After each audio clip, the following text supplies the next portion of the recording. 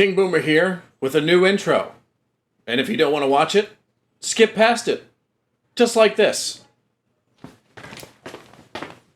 Hello, my fellow Muppeteers. Hope you're having a good day today. This is a bit of a different type of reaction video I'm doing today. This is understanding European soccer. I know, blasphemy. It's football. Understanding European soccer in 4 simple steps. A guide for Americans. So, I'm game. I actually learned quite a bit when the World Cup was going on. That was a lot of fun watching those. I did some live stream watch-alongs, if you will, even though I didn't show the actual game. But those were fun to do.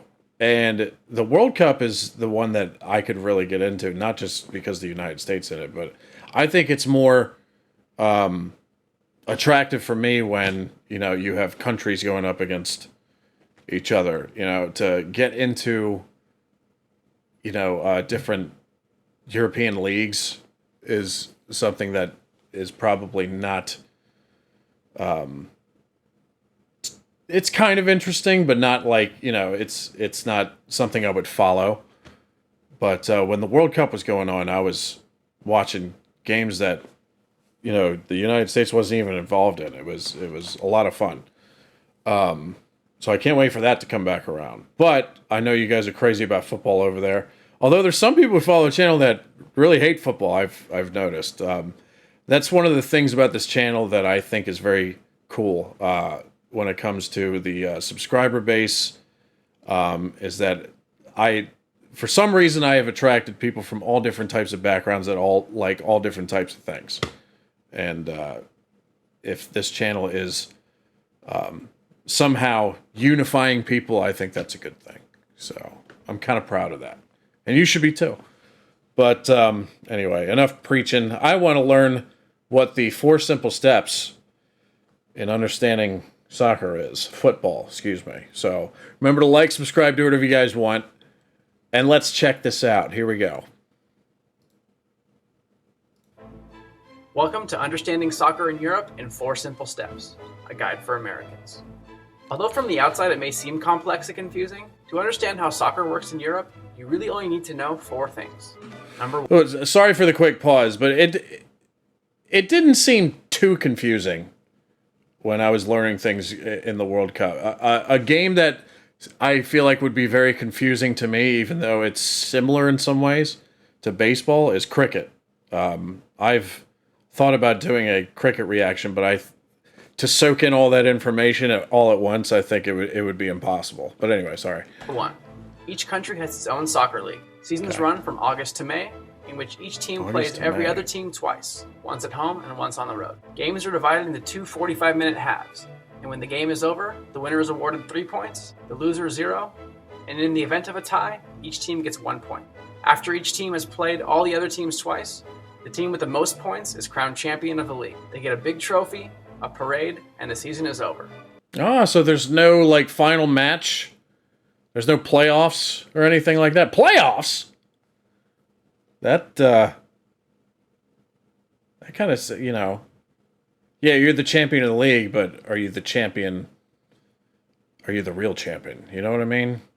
I feel like it's like in baseball when they have a pennant race and whoever wins the pennant are the champions. That's not the case. That is not the case. You got to do the playoffs. So that's a little different. There are no playoffs. Sort of. But more on that in a minute. That's crazy to me. Before the books are closed on the season, there is still one small bit of housekeeping to be done. Number 2, relegation. We'll use the German league as an example. Every year, when the German league has concluded and the champion has been crowned, the 3 teams with the least amount of points are kicked out of the league. This process is known as relegation. The 3 vacant spots are subsequently filled by the top 3 teams from Germany's 2nd division. And unlike, say, baseball in the US, teams in the 2nd and subsequent divisions are not owned by teams in the top division. Imagine if the Pittsburgh Pirates or Oakland Raiders had to fight at the end of each season just to stay in the league. What if instead of coasting to the bottom for better draft picks, they were fighting to the bitter end to avoid the $40 million revenue loss that relegated teams suffer in the first year alone? Not to mention the fact that in England, 9 different teams have gone financially insolvent within 5 years of relegation. That's crazy.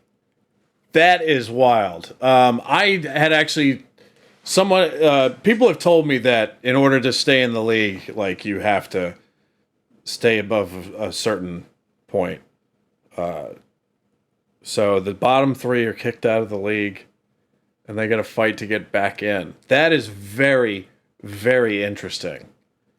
But I don't think I'm thinking of how profitable American sports teams are in all the big leagues, and I don't think one they would never do something like that, and two, if they did, then I don't think the teams would be as profitable. That's a very interesting concept. You know, if you're last place in the entire league, you're gone, and then you got to fight to get back up there. And what if you never get back? That is very, very interesting. Wow. Okay, interesting enough, you're thinking. But what about that whole lack of playoffs part? Number 3. Each country also holds an elimination-style tournament, referred to as a cup.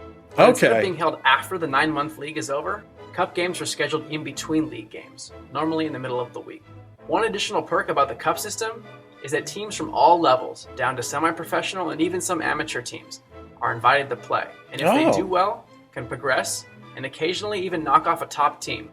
So every year, these midweek elimination games continue until there are only 2 teams left, who play each other in the cup final. Does that ever happen? Like, does one of the bottom... This looks like March Madness, especially this bracket right here, which is college basketball here. Does that happen a lot? Like, I would imagine not, but when it does, it's shocking and is a wild thing to behold. But, like, year to year... Like, I'm thinking of year to year. How often does it happen where, like, one of the teams that's in like the second, third, or fourth division actually goes really far in this tournament? Yes, another very interesting one. This is very intriguing. I'm liking this. After 90 minutes, a cup champion is crowned. They get a trophy and a parade. So, between the league and cup games, we get a great picture of who the best and worst teams in each country are. But wait a second, you ask. What would happen if the best teams from each country in Europe all got together and played each other? Good idea. Number 4.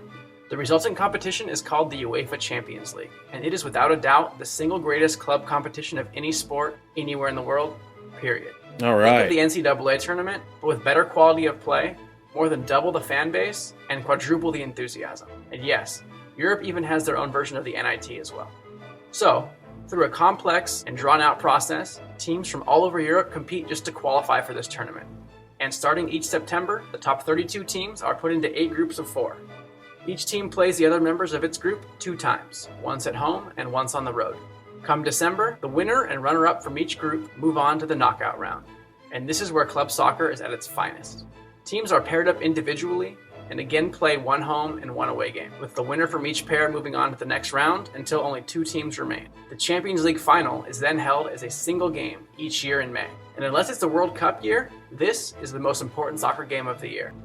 Okay, so this UEFA World Cup, I think it was. I could be wrong. But this is basically like the World Cup, but every year. This is something that I would love to see. But it may have said it in the last minute, but is it your club team that represents your country, or do you form like a super team from all your best players in your own country? That's the question that I have. But if it, because that's basically what the FIFA World Cup does. You get the best of your entire country and throw them on a team. But this, if it's the club team that's representing your country because they won their league or something like that, that's also interesting too. But let me know about that, like if they form the, if it's kind of like the FIFA World Cup where you pick the best players from your country and they represent you or something. Maybe not, because it looks like from this graph here, it looks like cities that are representing their country. So Maybe it is the club teams that go into this UEFA event. I don't know, but this is all very interesting to me. I'm very intrigued by all this. After 90 minutes, a champion is crowned, the trophy is awarded, parades commence, and all clubs go on break until the madness fires back up again in August. Okay. So, to review, number 1, each country has its own league. Number 2, the worst teams are kicked out of the league and replaced by the best teams from the next division down. That's Number crazy. 3, throughout the year, each country also holds a playoff-type tournament called a cup. And number 4, the UEFA Champions League is a tournament involving all of Europe and is the most important competition in all of club soccer. All right. Well, thank you for that. Pen and paper. I'll put the link in the description below this video if you want to check out their channel. But that was a very cool video. It's wild to me that, if you're one of the bottom 3 teams, you get kicked out of the league, you're going down to the second division. And if you keep falling down and down and you go all the way down to, I guess there's 4 divisions. So it's kind of like, I keep making baseball comparisons, but let's say my team is the Baltimore Orioles. But if they finish last, they're very good right now, but in the past they finished last a lot. So if they finish last, they get thrown out of the league and get knocked down to AAA, which is a minor league system in baseball over here. And then you pluck one of the best team from AAA, which would be like, what's the Orioles AAA team? Norfolk. And throw them into the majors, the major leagues. That's insane to me. That's wild. So what happens? Here's another like a financial aspect of that. Like if your team is knocked out of the first division, they go down to the second division. Maybe a couple years later, they get knocked down to the third division. Does that hurt them? I mean, I guess it did because they said they had that graph of like a 40 million pound loss or something, or something like that. I don't know. But I imagine if you keep getting knocked down, that would financially hurt your team a lot because you would have a hard time getting support for that team from fans. I don't know. I know there's a lot of diehard football fans who will support their team no matter what, but that's an interesting rabbit hole to go down, I would think. But very interesting video, and it's making me want to look up what is it? I said UEFA World Cup. I got to check that out. But anyway, definitely learned some things with this. That's still crazy to me. You can be in last place and get kicked out of the fucking league. That is wild. Man. Okay.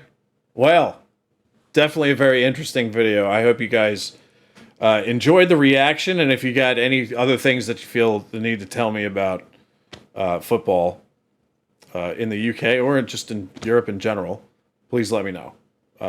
Especially with some of the questions that I had in here, because that was a very interesting video. I like that a lot. 4 Simple Steps, Guide for Americans. So thank you for watching me react to it, and I'll see y'all again soon. And stay safe. Have a great weekend coming up.